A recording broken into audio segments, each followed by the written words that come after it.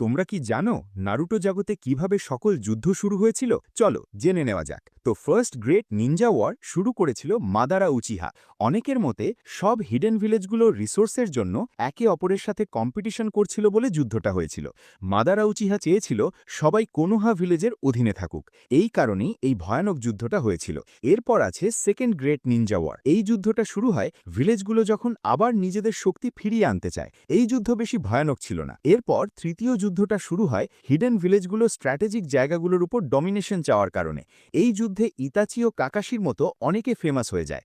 আর সবার শেষে fourth great Ninja war শুরু হয়েছিল ওবিটো উচিহার কারণে।